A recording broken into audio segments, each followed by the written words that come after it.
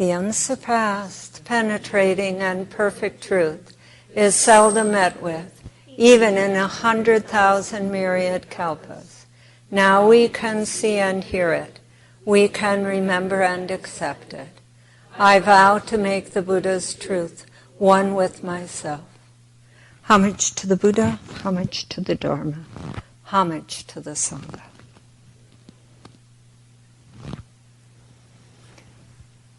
So I'm going to talk today about transforming the mind. And when I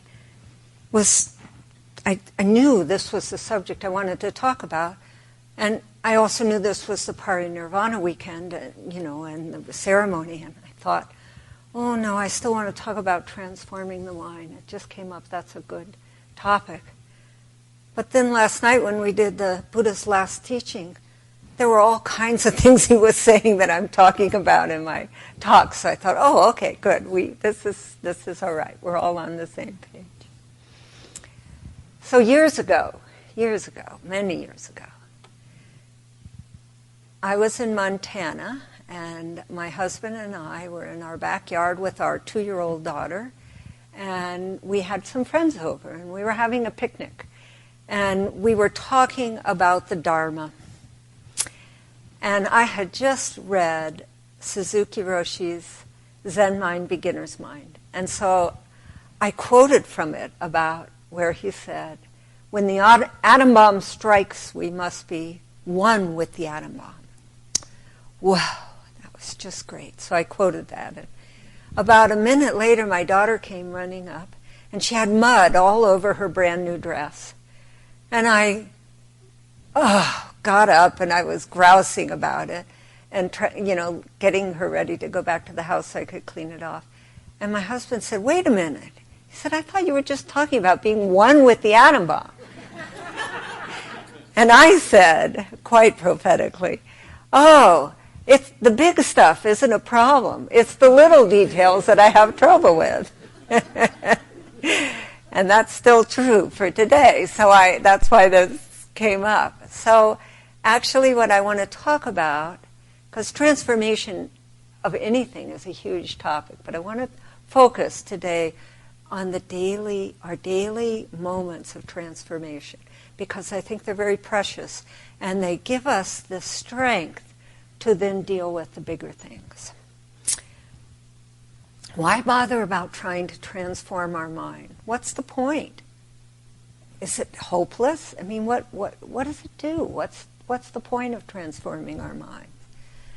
Well, the Buddha, in the very first saying of the Dhammapada, says, mind is the forerunner of all evil states. Mind is chief. Mind made they are. If one speaks or acts with a wicked mind, because of that, suffering follows one, even as the wheel follows the hoof of the draft ox. Mind is the forerunner of all good states. Mind is chief. Mind made they are. If one speaks or acts with a pure mind, because of that, happiness follows one, even as one's shadow that never leaves. So this is what the Buddha is saying to us. Our minds are very important, and transforming them is very important. And, of course, the Buddha being the Buddha, there are myriad examples of all the different ways we can change our thought patterns towards the good. One of them, the foremost one in some ways, is cherishing all life. And this is just a fundamental practice of Buddhism. Like my example at the beginning of the talk, I just agree, cherish life, of course. And then we get to the little details where someone's doing something and I can't stand what they're doing. So that's something. Oh, yes. And I would like to read something from Dilgo Khyentse, who's one of my favorite teachers. He wrote a commentary in a book called Enlightened Courage, which he's commentary on advice that's being given. And I can't remember who gave the advice. Somebody gave the advice. But the advice is, do not have opinions on other people's actions. And Dogo Khyentse says, the defects of others are nothing but our own impure way of seeing them. By thinking in this way, we should try to rid ourselves of this perception of the faults of others and cultivate the attitude whereby the whole of existence, all appearances, are experienced as pure. So I find that heartening and very important. Okay, if we're grousing about someone, are we willing to look at ourselves and say, why am I doing this? It's often not the other person, it's really us. However, I must say that Dogen, on numerous occasions, groused about people in his writings. And there may be a place, and Reverend Master Jiyu said this too, sometimes we have to be critical of others. And so we break a precept in order to hold a higher precept. Because sometimes people can be doing things that are harmful and are skilled at hiding that from other people. And so it is important to speak out, or at least to be aware.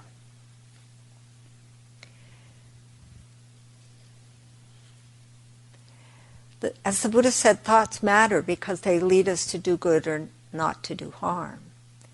And sometimes the difference between doing good and doing harm is obvious, although I have to say that I know for myself I'm very skillful at justifying my behavior. And then you have to kind of go, oh, well, when you look at the results, maybe that wasn't such a good thing. So, inappropriate behavior is a moving target. And sometimes it's helpful to be very still and to be meditating and to distill what's good to do. And sometimes that takes moments, sometimes it takes days. And we have to be patient with this process. Transforming the mind, as you can tell from what I've already been talking about, has its roots in the precepts. And the precepts become our blood and bones, and we really follow the precepts, and they're the touchstone we come back to in our daily life. And the relation of the precepts and mind transformation is quite profound. But I'm not going to talk about it today because it's a huge topic and it's not what I want to focus on. But I just want you to hold the precepts in your own mind through what I'm going to be talking about, because they are the foundation of all mind transformation. The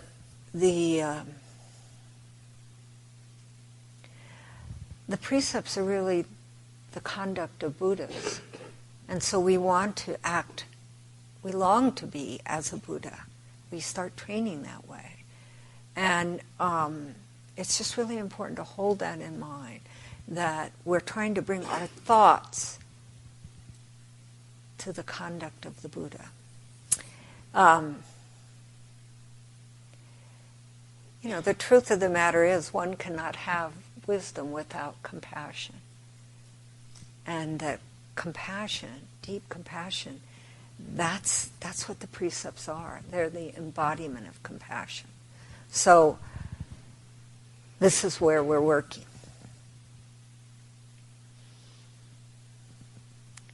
When we've meditated for a while, we take the Bodhisattva precepts, or we come into them. The Bodhisattva, actually, the four Bodhisattva vows. The first one, which is, to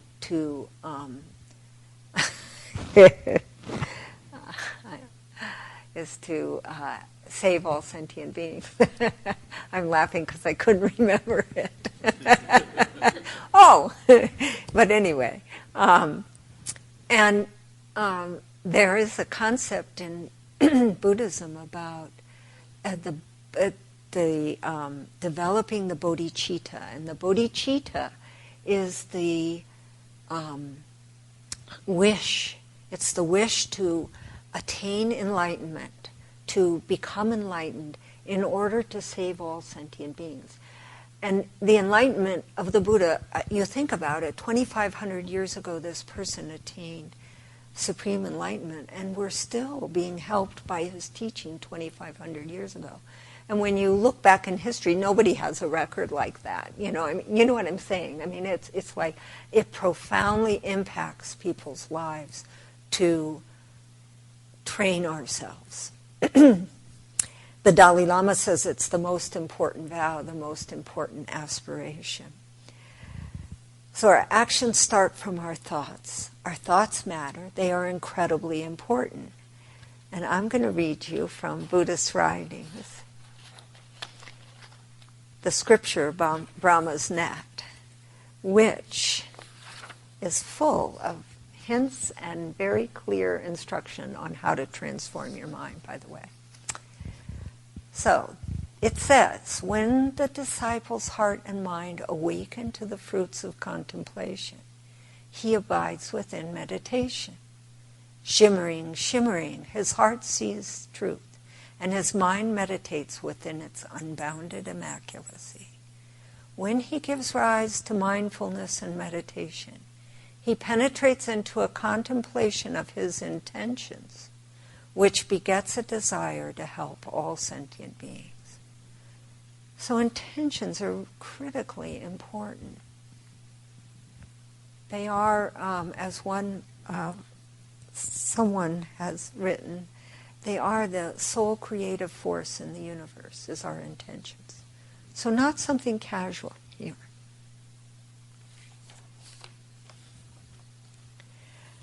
Reverend Master Jiyu in The Wild White Goose said perhaps one of the most important things about transforming.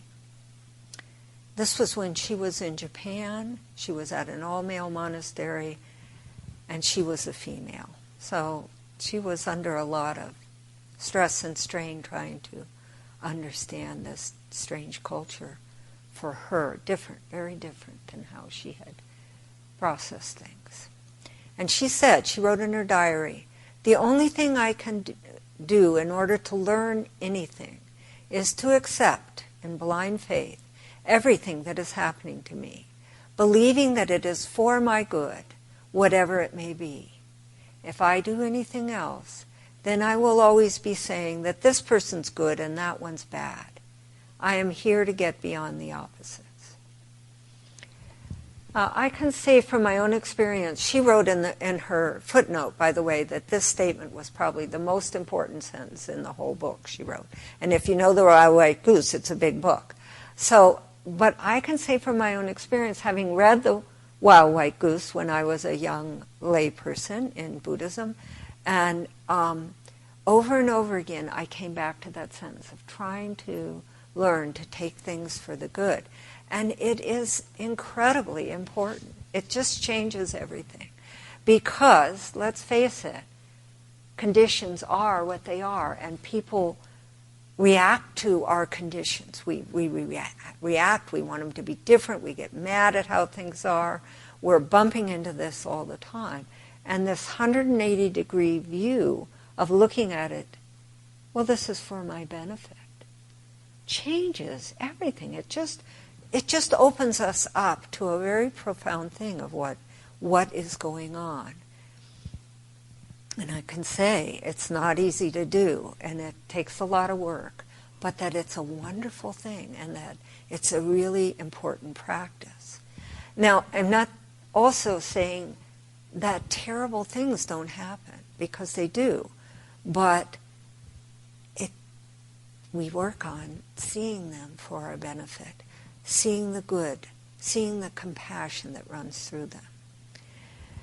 Sometimes people are harmed in terrible ways by other people, and working on that, converting that to be no longer the victim and no longer see a perpetrator, but to accept the things that happen and work through them and make your peace with them and forgive, open up to the teaching, see our own part in it. It's a tremendous amount of work. And from that work, we then become a light for other people. We know that there's hope in a difficult situation, and that other people who are in similar things, when it arises, you can offer your faith and say, well, yes, I went through something very similar, and there is hope. You can pull through this. Really makes a huge difference. And people who do this kind of training, they are the inspiration for our practice. They really help us. We help each other. Another aspect in transforming the mind is mindfulness. And really, when we're meditating, that means to be aware of our thoughts. And to be aware of our thoughts, it's very important that we not judge them, that we be able to look at them and say, oh, isn't that interesting? And let them go. Oh, isn't that interesting? And let it go. Hundreds of thousands of millions of times, I can say from my own experience. And also, I mean, we all know this. I'm preaching to the choir here, but when we get up from our zafu, we still keep practicing mindfulness and watching our minds, because our minds are very important in daily life, and that's, are we running them through the precepts? Are we making the effort?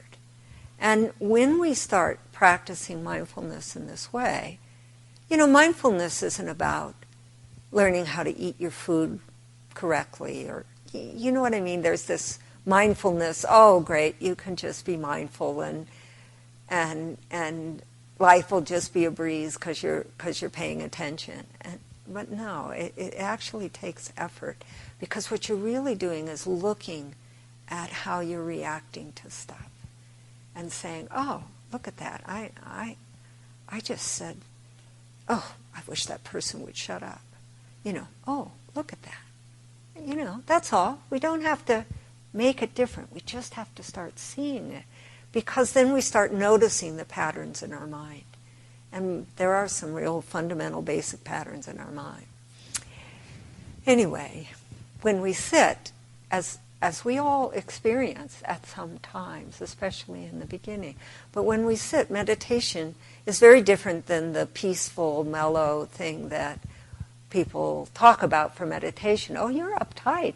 You meditate. What's going on with you? Well, meditation is being aware of these things that are going on inside us.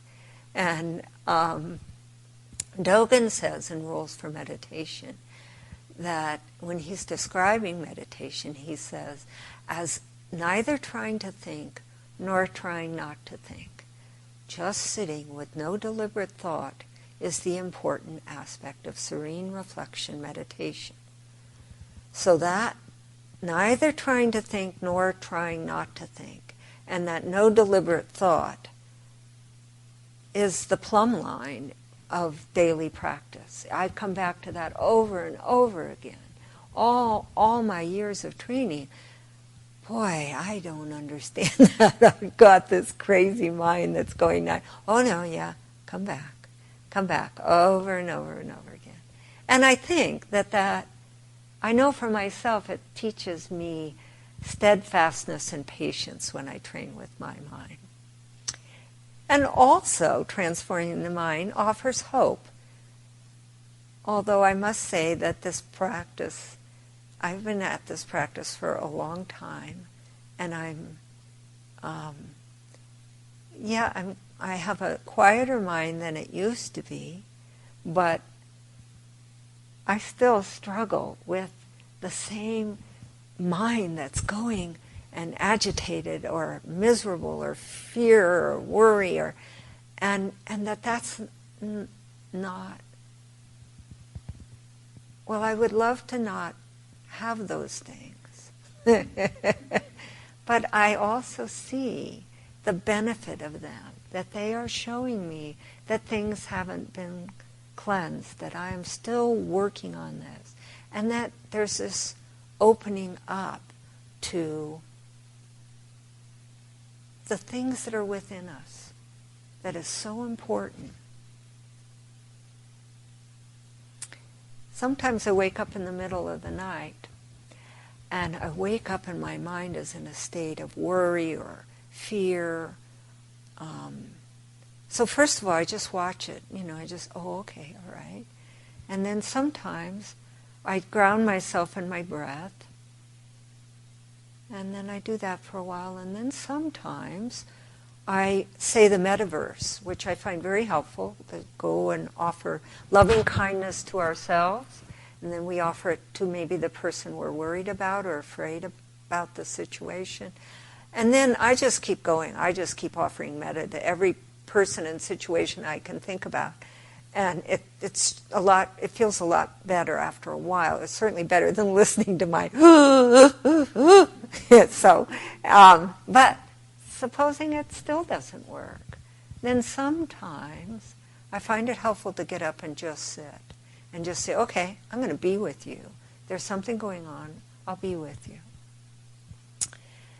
And sometimes that does it. But if that doesn't do it, I have this arsenal of scriptures that I pull out when I feel like, I live in this little tiny room up in a 3-story type situation, and I feel like I'm a radio tower. And, there are times when it's like there's this buzz in the universe. Oh, help, help. And so I just pull out a scripture and I start reading it. And I recommend that highly because our scriptures are, the Kanzeon scripture or the Shurangama litany, they are the balm for the universe. They're really that wonderful elixir that helps the energy and helps us. So I'll just read those. I'll follow through and read it all.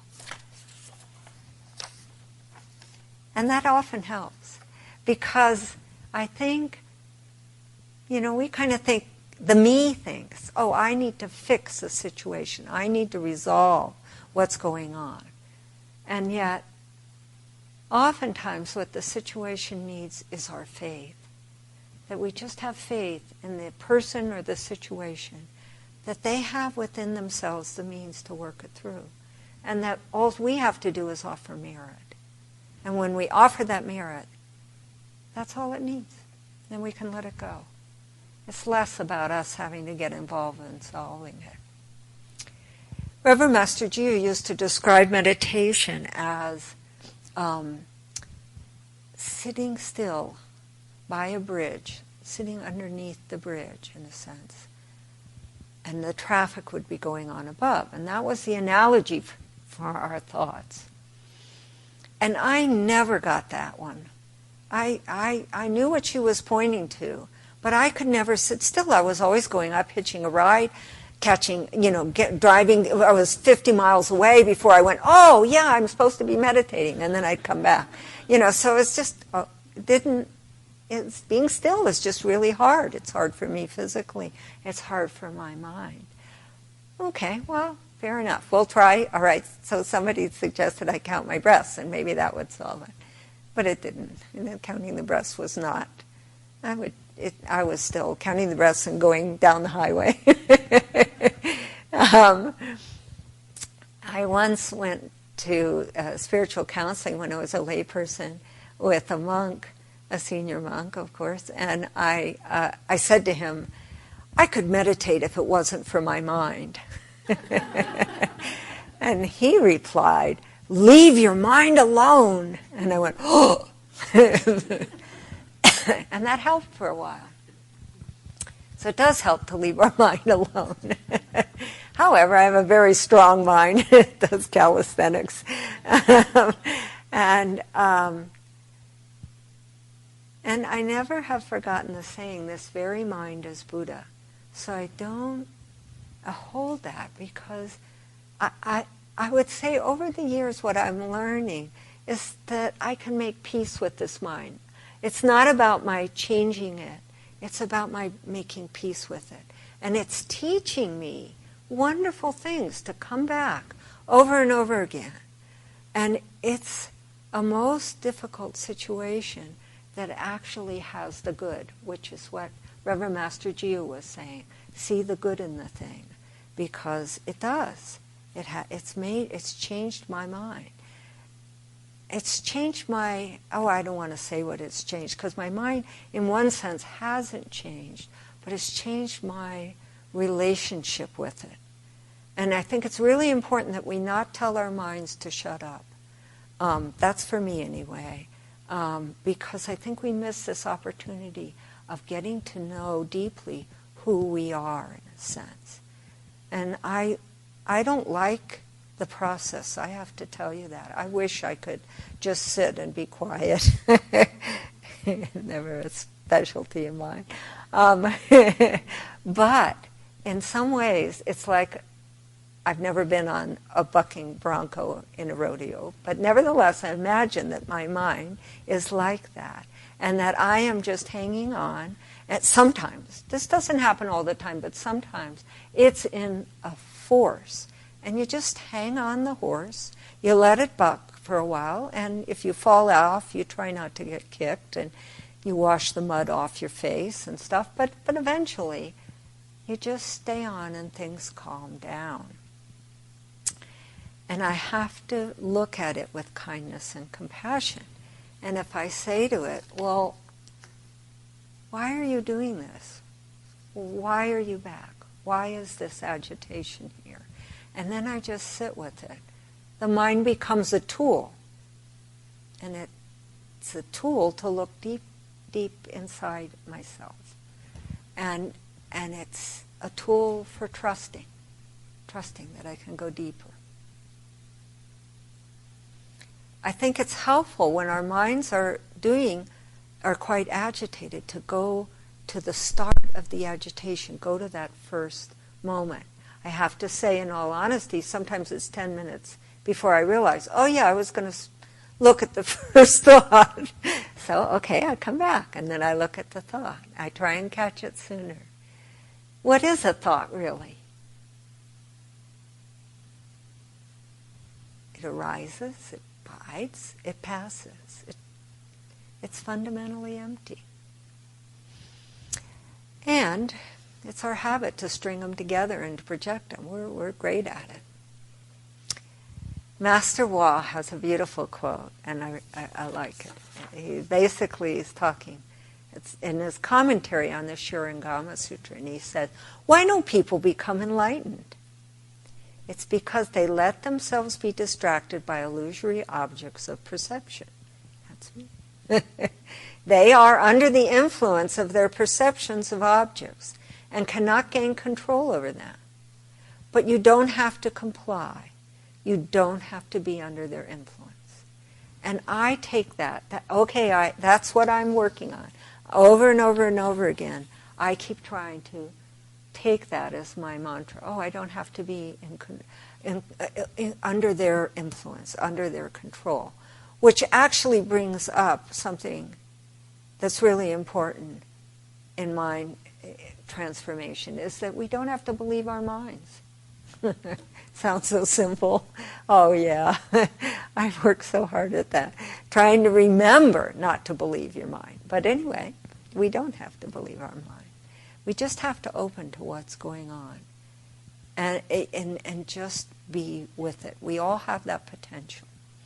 Reverend Master Haryo gave a Dharma talk, which was on our website, and it was just really helpful to me. Now, this is my interpretation of what he was saying, so if I'm misquoting him or if you hear something different, that's fine. But what I felt he was talking about is that our minds are naturally set up to contrast and compare. This is part of the human brain. It contrasts, it compares. This is what it does.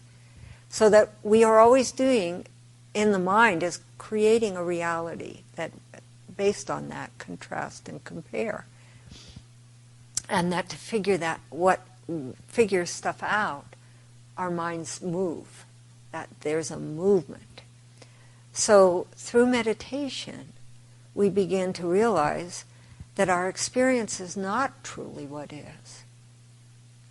And that through meditation, we have the ability to change our experience by opening to or being within that which we have no need of naming. So that's really, this is a different way, just again, that willingness to turn. And that's the stillness, I believe. That's where stillness comes, is from that opening to a different way of looking at it.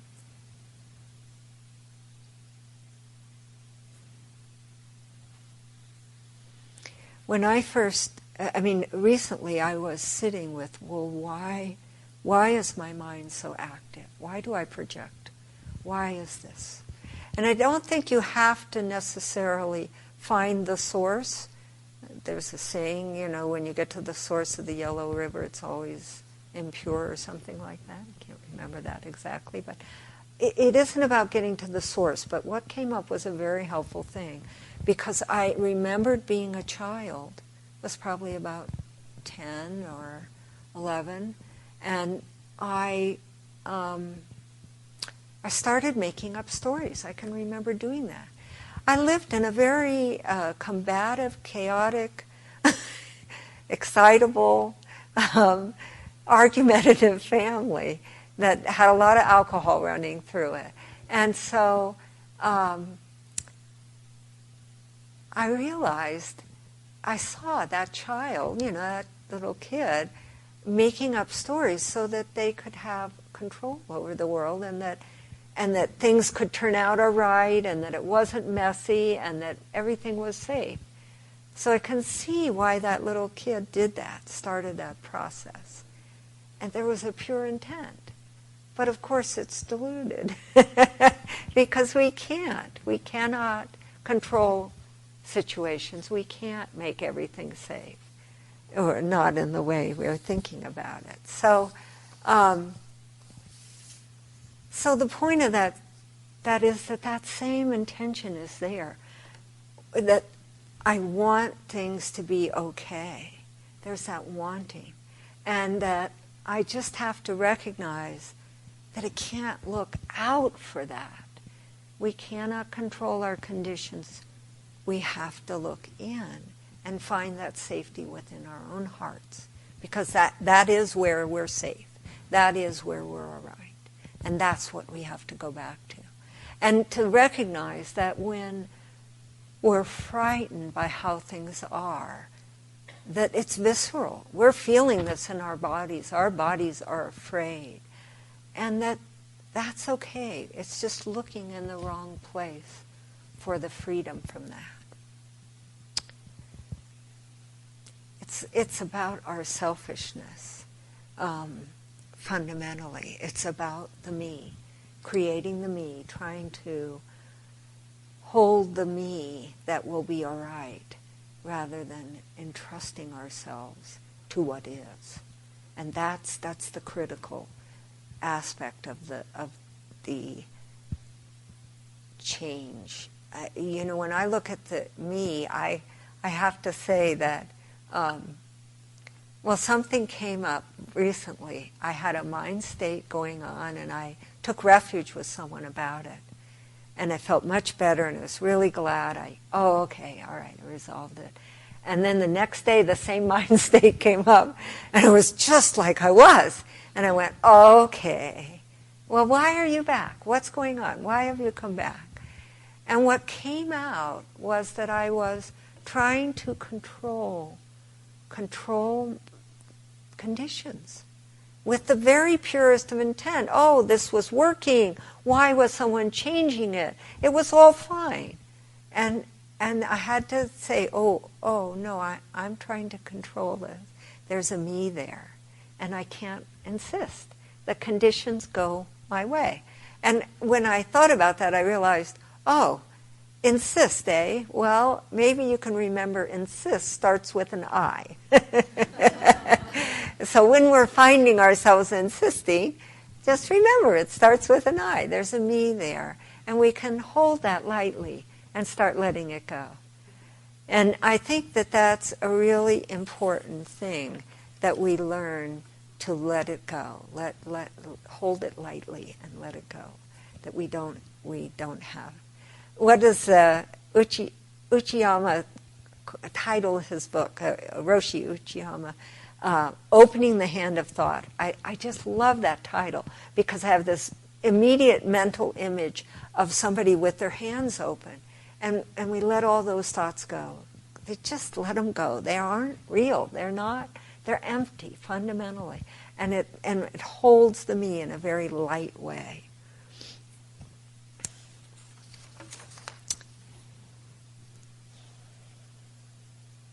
So I have one last thing that I want to talk about, and I want you to hold this lightly because it's a complicated situation, and I'm not trying to make light of it.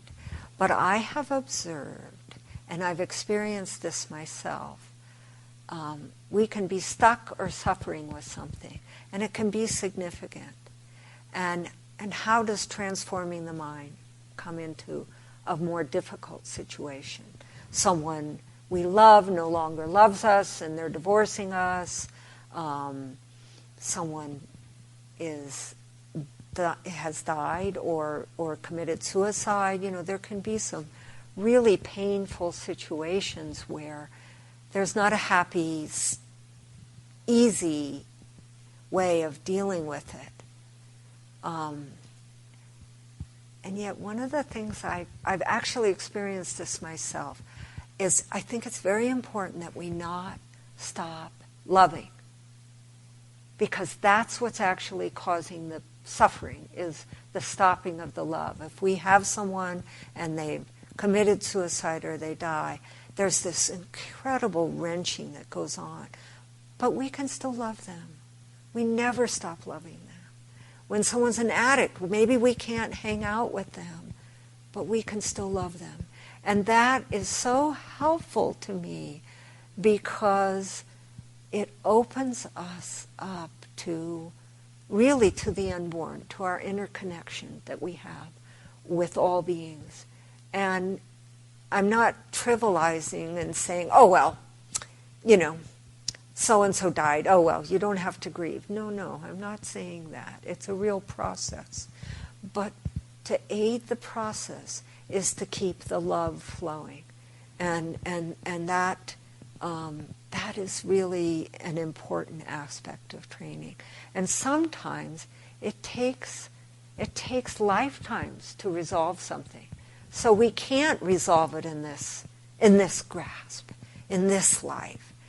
And we can open to that and let it go and say, well, I can't fix this, I can't change this, but I can still love the person deeply. And my own experience is it's quite powerful. And when we do that, when we let go, but keep the love flowing, it doesn't get stuck, because there's so many unanswered questions in the big stuff, and they can get bogged down and stuck. So the love just keeps it flowing back and forth, and it just doesn't stop. It's okay. It's okay. I think this is what, in a sense, Reverend Master Harya was talking about, that it's that recognition that we can see something differently than how we're seeing it. That it can just be with the Buddha's eyes and not with our own. So I'm going to end with a wonderful quote from Buddhist writings about transformation. And before I read it, I just want to tell you that in relation to, I'm speaking specifically in relation to this quote, because it's quite beautiful and big as the scripture of Brahma's nets can be. But Reverend Master Hubert once told me, because you haven't experienced something doesn't mean it doesn't happen. And I think I hold that when I read something and I say, oh, okay, well, just be open to it. So, anyway, it says, the tongues of fire blazing up are impermanent. The sparkling brilliant light is the unborn. The birth of the unborn does not arise. Turning and shifting is the path of emptiness. Transforming what went before, transforming what comes after, transforming, ever transforming, shifting and changing and changing, turning and shifting, transforming all at the same time and in the same place. The blazing tongues of fire, the one and all, being born and perishing, existing simultaneously at each instant. The already transformed and the not yet transformed transform, ever becoming. The experience of each single sensation is like this. So that's the atom bomb in the sense of it's really big. And yet, who is it that transforms? I think we do all this work, and then the transformation comes through us. And I think that's what this is talking about. And that our effort is really important. We have to do our part. We have to follow the precepts. We have to watch our minds. We have to do all these things. But we can't make the transformations happen. They just happen. Thank you very much.